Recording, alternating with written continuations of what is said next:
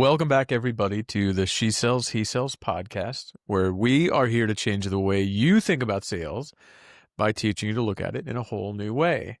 For those of you who remember me, my name is Brian. Welcome back, Brian. Yeah. It's been a Do while. you remember me? I do remember you. Yeah. Yeah. I was on the Acorn HR team had told me to take some time off. I was on There were some personnel complaints. from you and the kids. Kids probably were more complaints about me than you. But no, I'm excited. I'm really excited. You know, if you guys know me, you know I love doing this with my wife. It's super, like I really enjoy doing this. So I'm a little bit bummed out that I had a little bit of a break here, but I'm excited to be back. Yeah, and this is kind of a monumental episode for us. So the number of this episode is episode 199. We are knocking on the door of the big 200. And today's episode is really going to be about knocking on that door of 200. And we're making kind of significant announcement within this episode about what we're doing leading up to episode 200. So why don't you kick us off with the big He Sells, She Sells sales message of episode 199. Brian. Yeah. So the core SSHS, I'm going to start referring to that. Oh, okay. It's a tongue twister. Yeah, it's maybe I'm not. That's a little bit harder than I expected it to be. But the core She Sells, He Sells message today is all of us contain more liveliness than one lifetime permits.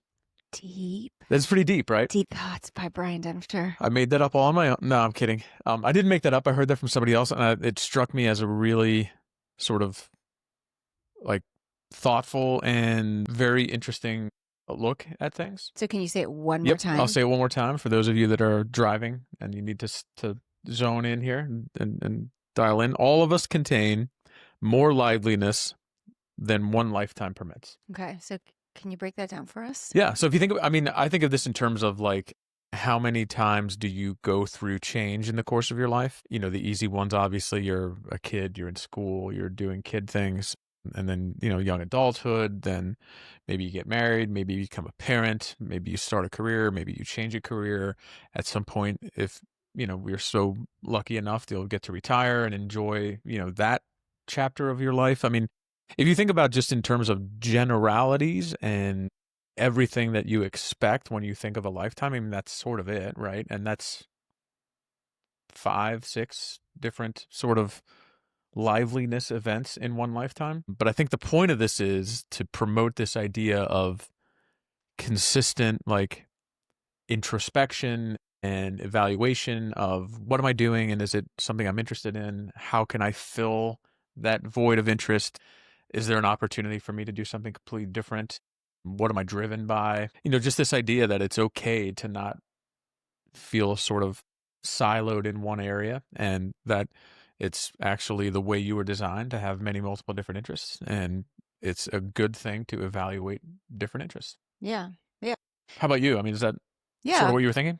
When I hear it, I kind of think about all the incredible clients that I've had the opportunity to work with. And as I get to know these people and I get to I always talk about peeling back the layers of the onion, you know, and I get to know these people and it's like peel back the layer, and you learn all of these pieces of them and you're like, wait, you know that and you did that and then there's this about you and it's these like multitudes, these layers of them and like, wait, you were an artist and then you went to school for, you know, economics and, you know, we've taken all of these routes and paths in our lives, and I think we have these sparks inside of us that we could go in so many different directions. And so to me, the idea that, you know, all of us contain more liveliness, more sparks of inspiration that we could pursue than one lifetime possibly allows us to pursue. So we have more potential, we have more opportunity inside of us than our one life will possibly allow us to pursue, than our years on earth will allow us. It's just the idea of potential and opportunity and abundance, and that's exciting and inspiring. because I think sometimes we can look at it the other way. We can look at it from a scarcity and like, what am I going to do? And at this time of our lives, like, you and I are mid to late. You're really getting late 40s. In fact, this episode is airing on a birthday week for you. Easy. And you're getting to late 40s. Oh, yeah, that's right. I meant 30s. But it is an interesting time of life where you start to feel pigeonholed, where you're like, well, I've been doing this thing for so long and I can't possibly pivot and do something new. But actually you can. Yeah. And actually now's a great time to do it. And if not now, then when, you know? And I don't know, I think we're living in such a time where there's so much opportunity and technology and just all these things. So I love this message. I'm really excited to talk about it today and to talk about it a little bit in terms of the She Sells, He Sells podcast. Yeah, totally. Yeah, that's, was it called, the kids call that meta, I think? Mm-hmm. Meta. Yeah. No, I do too. I think the message is great. I think the message of hope, it really is at its core a message of hope, right? Mm-hmm.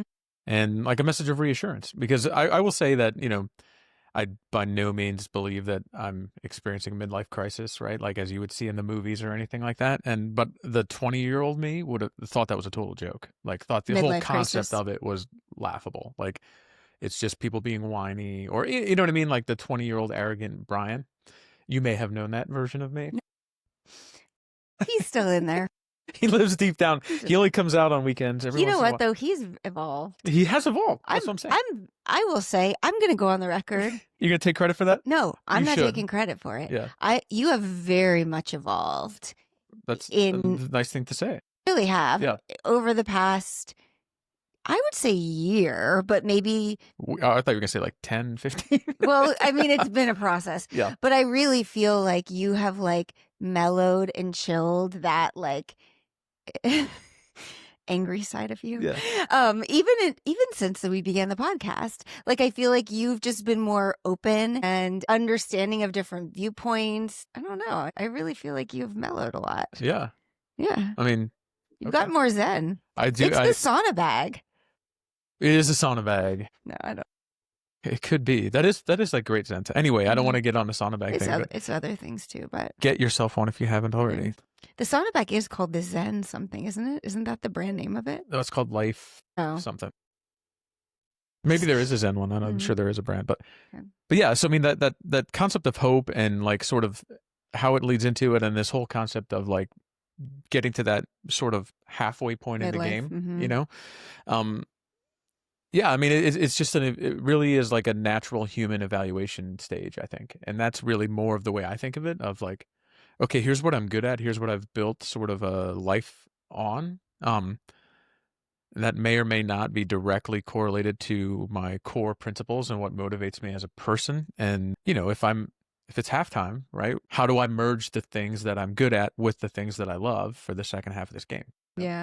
Yeah, absolutely. Yeah, it definitely gives you time to reflect. And I think it is that like crossroads where you see people make decisions to stay the same or make a change. And some of those changes are positive and some of those changes are not as positive.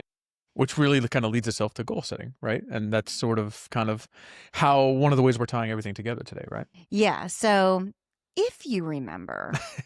the beginning of 2025, the real back when I was a little angrier and right, but now that I'm super zen. Yeah. The real ones, OG, She Sells, He Sells, will remember this. We set a big goal for this podcast. And we are so proud to report that we failed. Miserably, we failed. Yeah. So we set a goal to double our podcast downloads in 2025.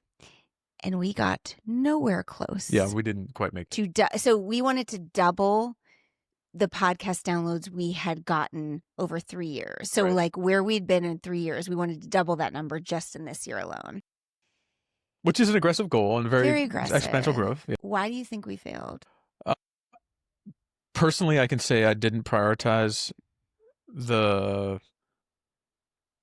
growth engine of the podcast. I did prioritize like committing time to it and sort of thinking about it, but didn't necessarily truly prioritize the concept of growth as it relates to it, right? Like how are we going to do this versus I was more content focused really than growth and strategy focused. I Yeah. think is the best way to put it. How about you? Do you have We didn't do anything different. Yeah, we didn't. We didn't do anything different. And Yeah.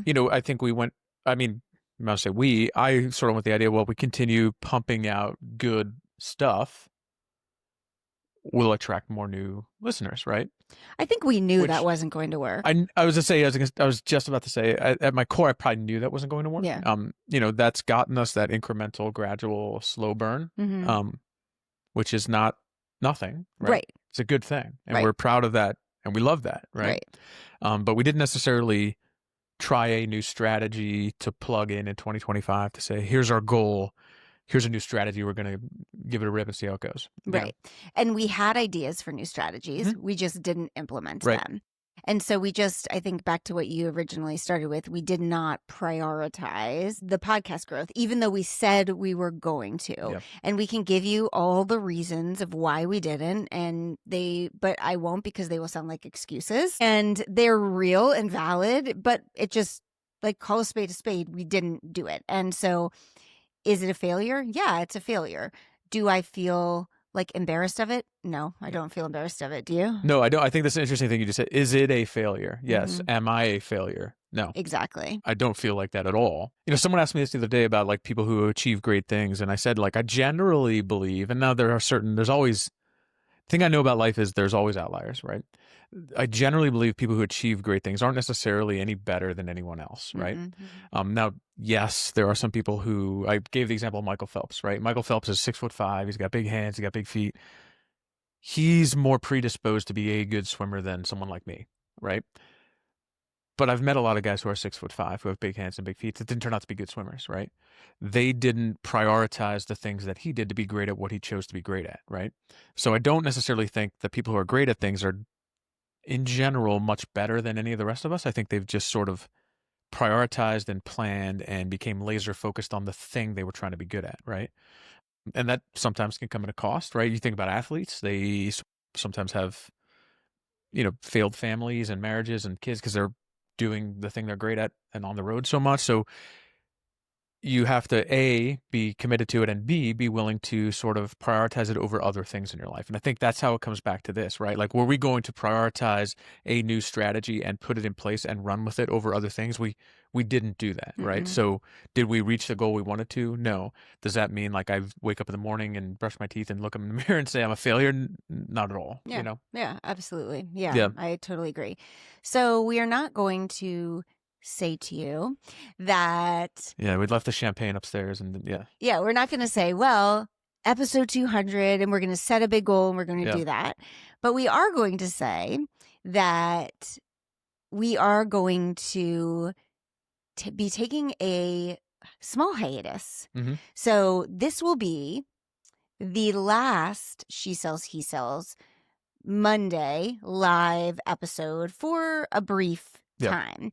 TBD, we will be back in Q1 of 2026 with fresh new episodes. But we have yet to have a Monday that hasn't had a new episode since 20, well, it's not quite 4 years, but since almost, 2022. We launched in April 2022.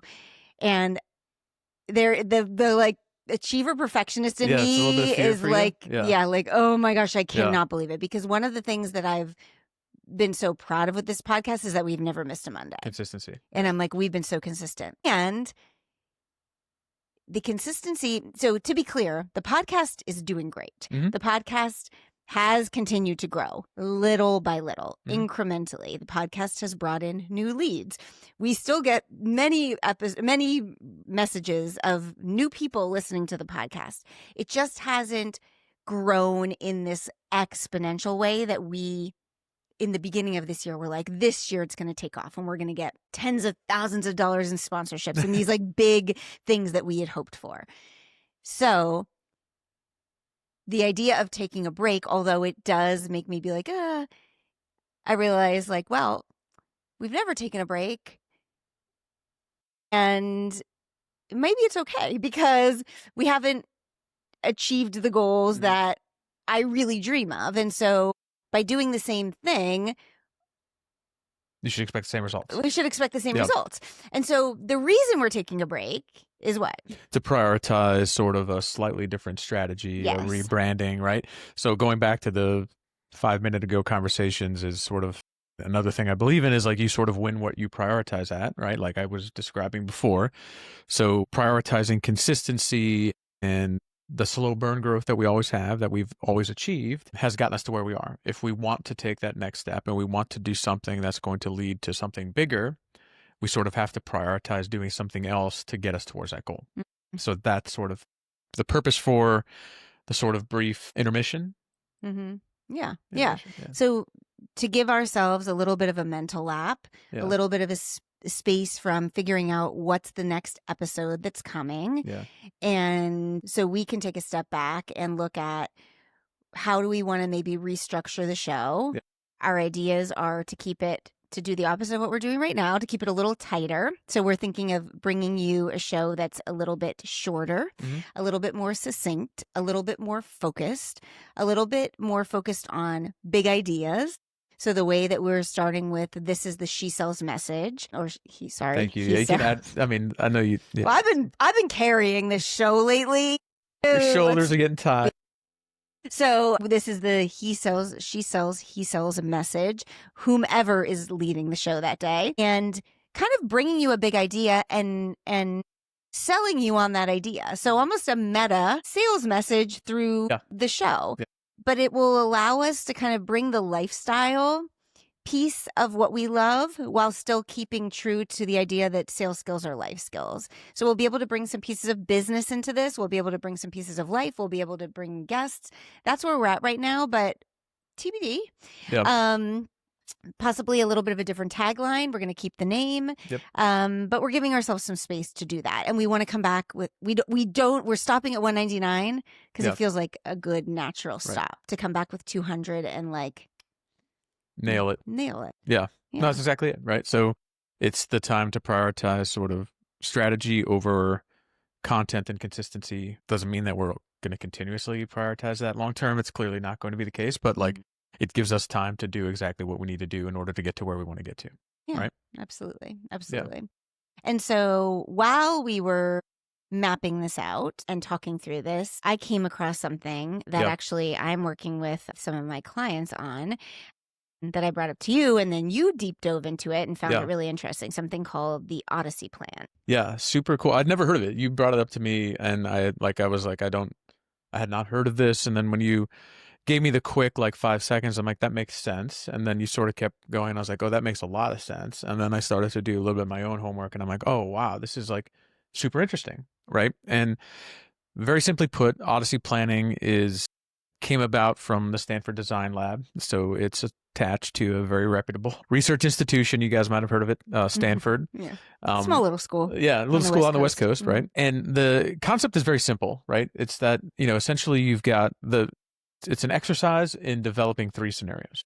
And the 3 scenarios are, simply put, scenario 1 is, you can think of that as status quo, right? Let's use the podcast example. So let's continue to do the same thing that we've been doing for the past almost 4 years now and not really change anything, right? And then we're thinking of who we are, what we're going to be in 5 years. And that's the window. And the question that you're asking yourself is, well, how do I feel about where I am at the end of that? Right? And we could say, well, we could feel pretty good about that, right? I mean, we've gotten incremental growth. We've done what I consider to be some pretty good content that a lot of people have found value in. So that's a good thing, right? I would feel good about that, right? Would I feel completely content with achieving what it is that we want to get to? I'd say probably not, right? There would still be a little bit of frustration is too strong a word, but a little bit of regret that oh, we didn't quite get to the point that we wanted to be at, right? So that's the status quo scenario. The scenario 2 is really this totally different, take a risk, but sort of kind of married to the same piece, right? So it would be we still have the podcast, right? We want to grow the podcast exponentially. Let's do something completely different. Let's rebrand. Let's redo the entire thing. Let's think about the message. Let's think about the format. Let's think about the duration of the episodes. Let's really sort of go back to, square one. If we were building this over again today, how would we approach the architecture and design piece of it, right? With what we know now. Right? And it's a totally different approach. It's sort of, along the same lines of, kind of where you are. And then think of things totally differently. And how would you feel then at the end of 5 years, right? How would I feel at that 5-year point on scenario 2? And I guess to me, I'd feel like, well, I would feel comfortable with the idea that we left no stone unturned as far as trying to grow this thing together. And I would feel like, okay, we've done what we could, and here's where we are because we were willing to do those things, Mm-hmm. Mm-hmm. And then scenario 3 is this, like, if there was nothing stopping me in the world, right? This is the total white space question. Magic wand. Yeah, the magic wand. If there was nothing stopping me, what would I create, right? What would I do, and how would that make me feel at the end of 5 years, right? Mm-hmm. That's sort of like, the best case scenario thing. Like, we've heard sort of similar terminology in the business world for a very long time, but I'm not quite sure, honestly, personally, like how I could give an example of that With the podcast. With the podcast, or even in general, because I don't oftentimes think in terms of idealistic principles like that. Like, if I could do anything, what would I do? I generally don't love those types of questions. So I don't even know how. Well, you did when we talked about this personally. Yeah, For right. you personally. Yeah. I think That's a with the good point. podcast, it would be more like, if I'm thinking in terms of the podcast, like, so I think, Is this like the dreamer scenario? yeah. basically? So I think it's important to as we talk through this, it's important to not paint. This is really easy as you go through this to paint scenario 2 as like the ideal scenario for everybody. Yeah. Because it's like, well, number And it's one, the middle one. yeah, number one is like change nothing and nothing's gonna change. But like number one might be the best scenario for some people. Yeah, especially if you're the kind of person who doesn't like change, and like it gives you anxiety. Well, maybe you're on the right path. You're doing Like what you maybe want. where you are is where you're supposed to be. So like, and for many people that is true. Yeah, that's a great point. Like, it is easy to think of. Yeah. And then number 2, like, so I think a year ago for the podcast, number 1 was the right answer. Correct. That's a great way to put it. Yeah. Number 2 right now is the right answer because we just did another year of number 1. Mm-hmm. So number 2 feels like the right answer right now because it's like, well, we need to take a little bit of a risk now. Like, we've been doing this for 3.5 years now in the same way, and we're not yet getting the results that we want. So we have to take a risk. But it's only now that it feels right. Yeah, it's like a natural maturation. Yeah, process. It feels like it's right now.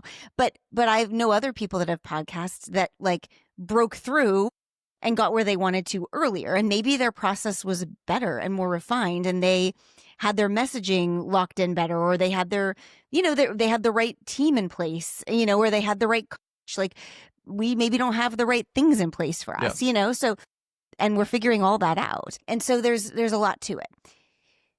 I think like in our case, 2 is kind of doing what we're doing now, like taking a little bit of a risk. Like, we even thought about changing the name of the podcast, but I don't think we're going to do that because I feel like the name is so good. Personally, but Who came up with that, by the way? Me? Yeah, I know. That's that. I was just wondering, is that? Oh, I thought you were trying to. No, I can't take. Okay, but it's like, we need to take a little bit of a risk, and we talked about, do we make this a lifestyle podcast? Do we go out of the total business realm? Like, and we're still unsure of that, to be honest. 3, I think, like, if I'm being like Brad Brushstroke, I'm like, oh, we started a talk show. That's what 3 is to me. Like, 3 is like, no, you and I become Kelly Ripa and Mark Consuelos. That's what 3 is. I was about to say Regis. I don't know if I'm a Mark Consuelos kind of. I mean, I love Mark Consuelos. He's a good-looking guy. I'm pretty sure he's passed away. Wait, Regis is dead? I'm pretty sure. And if he's not, he's very, very old. I'm pretty sure Regis is R.I.P. But anyway, what I'm saying is, like, that's that. Or like, it's like, oh no, we moved to LA and we have a podcast studio, or whatever, we moved to New York. I don't want to go to LA. We moved to New York, or we have a penthouse in New York, and we have a built-in podcast studio. In Montana? No. Okay. Come on. On. Okay. And we have a podcast studio, and we are sponsored by Masterclass, and Masterclass decides to come in and film us, and we have huge brands behind us, and like, that's scenario 3. Like, it's like all bets are off. It's like, this is what you're going to do. But it's not just like, that's the dream. It's like, what do you do to get there? Oh, we pitch ourselves to big brands and they say yes. And we drop this big master plan. And like, so it's the work is involved. The plan still is there. Like, it's not like, boy, what if this could happen? Yeah, it's not just like I close my eyes and I wake up and I have it all. The work is involved. But it's like, I don't need to think about, oh, but gosh, what am I going to do about my kids? Because I can't live in New York and my kids can't be here. It's literally like, let's just like forget about reality. I'm willing to put in the work, but like, what's the dream? So once you go through these 3 scenarios, then what are you supposed to do to help? Do you want me to talk through that part? Yeah, okay. Go ahead. Keep it. So once you go through... Yeah, go ahead. Once you go through those 3 scenarios, then you're really supposed to take some time and reflect and be like, okay, and rate yourself on like, what's my excitement level around each of these 3 things? Yeah. How do I feel about these 3 things? And which of these 3 things makes me feel most excited? And it's really not supposed to be like, well, the 3rd makes me most excited, because the 3rd might not make you most excited. Like for you, that probably doesn't make you the most excited. And also the important point that you pointed out is it's not just like daydreaming. It's also developing a plan to get you there. What is it that I'm going to need to do to have that New York based, podcast, right? Like, it's not like, oh, one day someone's going to discover me. It's like, here are I need to pitch this to 100 people or whatever it is, right? And then I'm going to be owned by these brands, and they're going to own my content, and they're going to tell me what I have. And which has been a big thing. I mean, not on that level, but we've talked about that you and I multiple times. And do I want that? Right.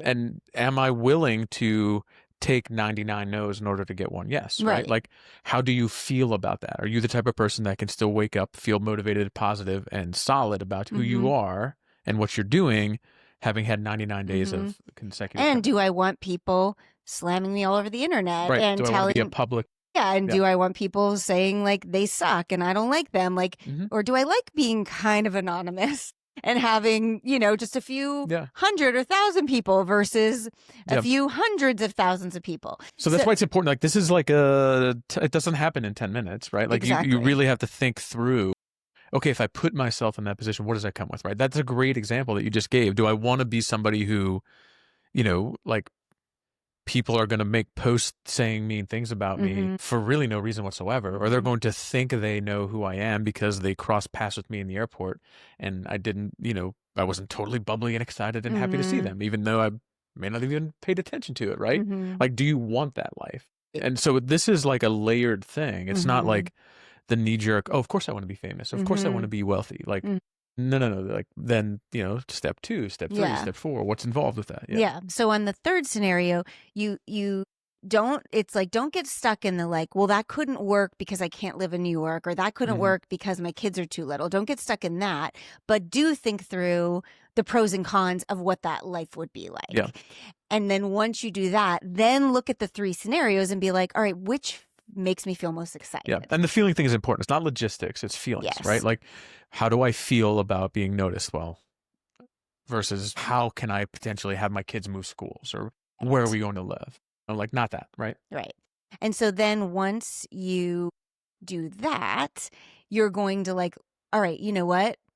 3 is the best option. Like, 3 does feel exciting to me. And I don't care if people hate me on the internet, or you know what? 1, I really like the way we've been doing it. And actually, I don't care if I don't get sponsorships for this podcast. I like that we have a really loyal audience that grows by maybe 100 people every quarter, and we're getting small brand deals little by little. We get great feedback from people, and it seems to help them. That's why I like it. That's the way I like it. Or where we are and where we've landed, which I'm not trying to sway anybody to number 2, because it feels so obvious that number 2 is the answer, but it's not the answer for everybody. But where we landed is number 2, which is like, we've been doing the number 1 thing, and what you and I have like decided is like, that does not feel right anymore. It did feel right for a really long time. Number 3 does not feel right. For you, for me, Hollywood, I'm ready. Is there a 2.5? Sign me up, Hollywood. Is there a 2.5? Could I be like a very special guest once a month or something? No, Who was the guy that was Regis and Kelly that was always behind the scenes, like the producer? Gelman. Yeah, he's still there, I think. Can I be Gilman? No, you gotta be Mark Consuelos. And so, but number 2 is the thing. So then you decide, and then the thing is like, what's one tiny thing I can do in the next week to start going towards that? It's just that simple. Yep. So what's tiny thing? So for us, it's been like, all right, we're going to scarily take a small hiatus. And our first thing is like, we are going to map out the new show format. We need a little bit of a new tagline. We need a format. And then we're going to batch a whole bunch of episodes and get ahead and maybe get a new cover, and we're gonna need a little bit of SEO strategy to be found within the platform. We have many steps because we've been thinking about this for a while. So, but like, what's one tiny step? It's really just that simple. And I feel like you and I have actually been in our own personal lives, we're very much so doing this as well. So in your personal life, I feel like we've both been in an option too, but I think it'd be interesting to talk through this personally as well. For sure. So, I mean, again, not to like sort of over promote this concept of option 2. I know and it's hard not to do, right? Because I feel like in a couple different aspects of my life, like that's sort of where I find myself, we're moderates. We are moderates. We're in many senses. Except for this, this thing, I'm option 1. Oh, our marriage. Yeah. That's good. I'm all in on good option news. 1. No, but for me professionally, right? I mean, for those of you guys who know me, I've been in health tech for a long time. I've been in the medical, business development, commercialization, sales space for like 20 years, right? A very long time. It's given me a lot of fulfillment in a lot of ways. It's provided good opportunities for us as a family. It's been good for the most part. But it comes with its downsides. And I felt myself over the course of the last, I can't say year, 2 years. I can't put a exact like sort of framework of time around it, but for some time I felt like, is this really sort of the long-term play for me? I've developed a network of people. I've built a skill set. I have a lot of value to offer, but is this like sort of the environment that I see myself forever offering this value and trying to improve myself and my surroundings? And like, I just kept kind of coming back more to the like, no, I don't think it is, right? Which, sort of fits me squarely in scenario 2. And I'll come back to that in a minute. Scenario 3 for me is like, what do I like? What do I get so much enjoyment over doing? If nothing, if it wasn't about income, if it wasn't about a million other things, what do I enjoy doing? I love coaching kids and I love teaching. And I said this to you a minute ago, like I've had the pleasure and blessing of being like sort of surrounded by so many smart, creative people for my whole life. And I've learned so much from all those people. And almost everything I know, pretty much everything I know is coming from someone else. And I think most people probably could say that, and I feel like I want to be a link in the chain and connect somebody behind me with that same thing for people came before me, right? Like get the things that I know from other people, pass it on to somebody else. So I love that sort of concept of it. So teaching and coaching would be like sort of, if I could do anything, I'd be a teacher and a coach. We'd live in Montana. We'd have our podcast studio. Now, I'll drop the Montana thing, but that would be like, the simplest terms, right? If I'm just going to break down 3 easy examples, and then one of the things that I started thinking about is, and I'll come back to this in a minute as well, is, what I had heard about scenario 2 versus scenario 3 was like, scenario 2 is you're sort of relocating the same persona, right? Like it's this idea of this is who I am and I will plug this into a different environment, right? And it will mean change and it will mean adapting and all those things. And in this case, like this is who we are and we're plugging the podcast into a little bit of a different environment, different content, different setup, different format, right? And in this case, it would be me taking who I am and the way I look at things and plugging it into maybe a different industry. And then scenario 3 is, we're sort of taking who we are, another persona that is about who we are. And in my case, it would be the coaching, mentoring part of the persona, which maybe doesn't always come across professionally. And that would be the difference between 2 and 3, right? In simplest terms. And that's the way sort of I looked at this. And, outside of the podcast, outside of being with you and working with you, it felt like scenario 2 was the right option for me. So I'm in the middle of a pretty major career change right now. There's a lot of similarities. I'm super excited about this step. Like, I feel like all of the skills and knowledge and learning that I've done in 20 years is going to help me tremendously. And I cannot wait for the opportunity to bring that story and connect it with other people who hadn't had that option, and then to get connected with their story to figure out how they've built to where they are. So, I sort of am taking a risk in the sense of getting outside my industry, but also having some familiarity with the commercial side of the business, and still trying to grow business and optimize opportunities and that kind of stuff, and things that feel comfortable with me. So again, not to oversell that scenario too, but for me, it was like, is this something? It's been good, the status quo. I like it. I enjoy it. There's definitely benefits to a lot of things. Is this sort of the next 3-4 chapters in my book?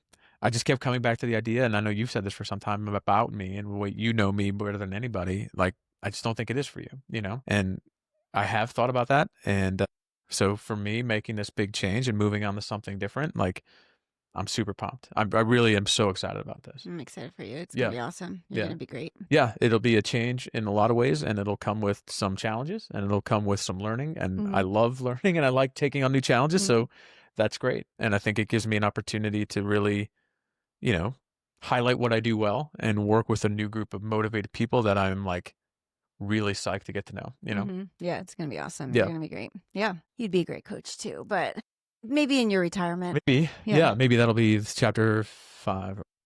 Kids. Yeah. I'll coach my grandkids. Oh, lucky grandkids.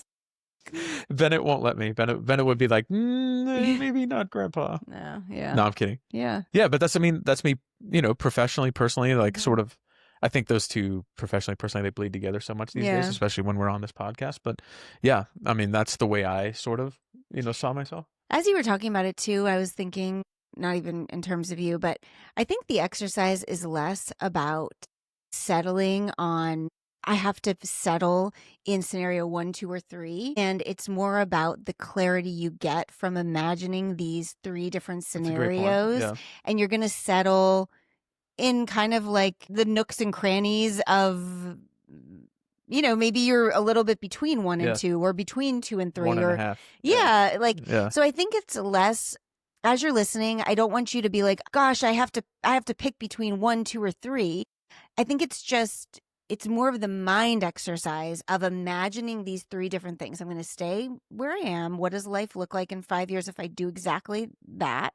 What does life look like if I take a risk and kind of like take my same skills, but be more risky with them? Yeah. Or let me like dream crazy. What would it look like if I just went totally crazy and I didn't worry about logistics or whatever?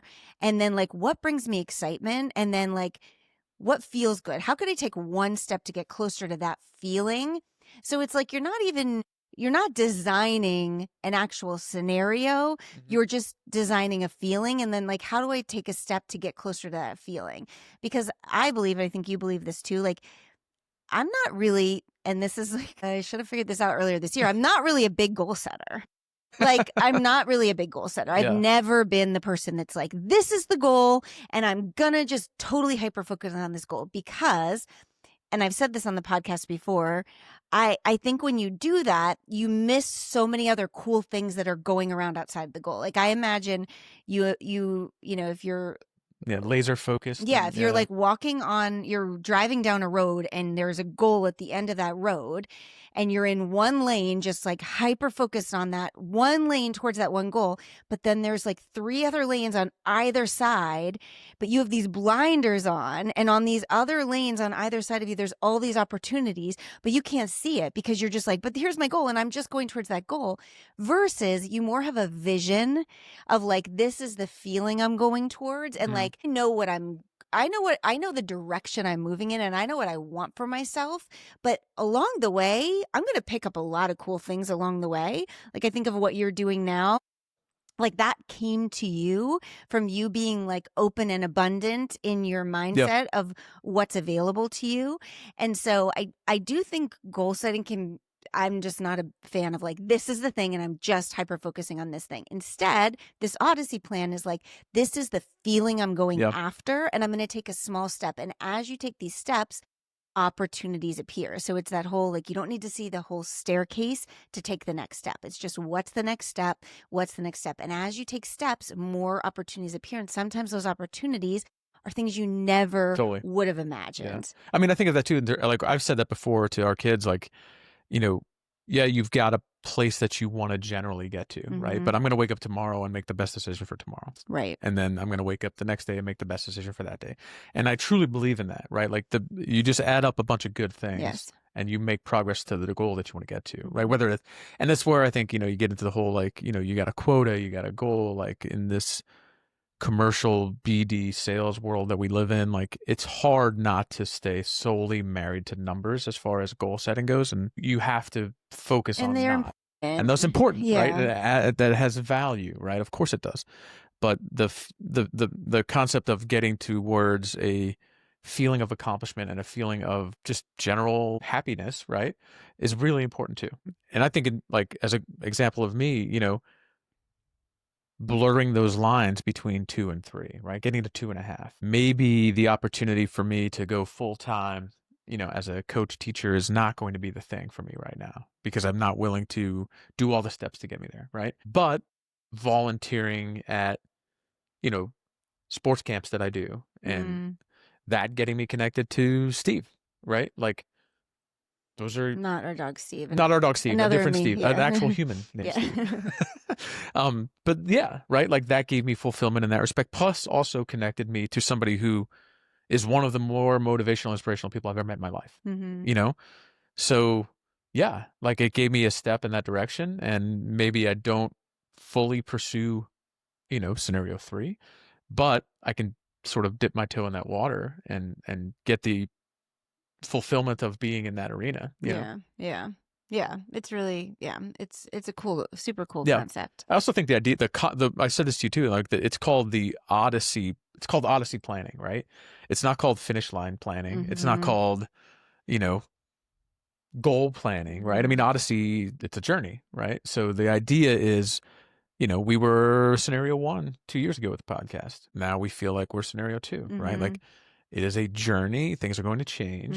You know, it's adapt and keep moving. Yeah. Right? Like I like everything about it. And the more research I did on it, and I won't bore you with it, but I mean, you guys should check it out. There's this guy named Dave Evans, and he's sort of he's the guy who leads this program at Stanford, and he sort of founded the whole thing. He's got super interesting combination of being an engineer and also a PhD in theology, which the more I learned about him, the more I was like, oh yeah, that's how these two things Makes sort of sense, marry together, right? And thinking through, well, here's how engineers think of things, here's how business people think of things, and here's really, if we're thinking about designing thinking, how we merge the two, you know? And that's why, you know, this concept has so many layers to it, and it's not just one of those things where somebody made a cool talking point and that's it. I mean, he built an entire, you know, coursework around this idea, and they really get deep into this, and he really, you know, helps kids with advice and sort of figure themselves out at that time in your life when you're really needed as a college student. Yeah. So he says, get curious, talk to people, try stuff, tell your story. Yeah. He's like, when people say, what is this Odyssey planning thing? What do you do? That's his answer. Yeah. Get curious, talk to people, try stuff, tell your story. It's my love language. Yeah, it is. It really is. I mean, I thought this guy, like, he should know you. I should introduce him. Oh, you know him? I probably could find an email, drop him a note. I'm sure he doesn't get any cold emails. Ping him, as the kids say. Yeah. So back to our message to wrap it. All of us contain more liveliness than one lifetime permits. Yeah. I think that's a really cool message and a way to kind of wrap up 2025. Yeah. To kind of hang your hat on and think about, as you set intentions for 2026. We talk a lot about goal setting and New Year's resolutions and all those things. And I think many of our listeners are around the same age frame as we are, you know. I don't think we have too many teenagers listening to us. I don't know. So you don't think Emmy and her friends are... I don't know. Saturday nights popping I think they just like to come in the podcast studio and play podcasts. They do play podcasts, which is I don't think they like to listen to the podcast. No, they do like to try out the microphones and stuff. Yeah. So Yeah, all of us contain more liveliness than one lifetime permits. I mean, that's super. That's a tattoo. That's a big one. Yeah, maybe you'd have to have like. I mean, you really got to start like pumping the iron. Put that on your back. It's got to go on a larger part of my. Definitely not my biceps. No. Yeah. So no, but great. I mean, super cool. Message of hope. Message of journey. Like I love it. I really do. All right. Well, we're signing off for a few weeks. Yep. See you when we see you. Do you still say that? I don't know, but make sure you're following the pod account, She Sells, He Sells podcast on the gram, Instagram, because that's when we will be giving announcements as to when we are coming back live with our big episode 200. You know we're going to be hyping that baby up. Yeah, this isn't going to be like Stranger Things where we're taking like 9 years off and then you forget where the episode. It'll just be a few weeks. We'll be back in Q1 for sure. And we're going to be doing some fun stuff. Yeah, you won't even believe it. Really? I won't, because I don't think Brian's planning any of it. You won't even believe it. In this notebook right here are all the ideas. I feel like Elf. Remember when they had that guy come in? He's like, all these ideas are gold. I can't wait to see his ideas. A peach. Should be interesting. Yeah. So thanks for spending 2025 with us. And we are so excited for 2026. And we welcome your feedback. It actually would be so helpful for us for you to tell us what you love about the podcast. So this is if there's ever a time for you to tell us I want more of this, I want less of this, it is now. Please send us a message over on the She Sells, He Sells podcast account and say, like, I want more lifestyle. I want more marriage. I want more kids. I want more business. I want less entrepreneurship. I want more content creation. Whatever it is, now is the time, because we are crafting. We have some strong ideas, but we're in flux. Yeah. For sure. So thank you again for spending this year with us. We are excited for next year, and we will be back better than ever very soon. Happy New Year. Yeah. Happy New Year. Happy holidays. Enjoy it. Yeah. All right. Bye, everybody.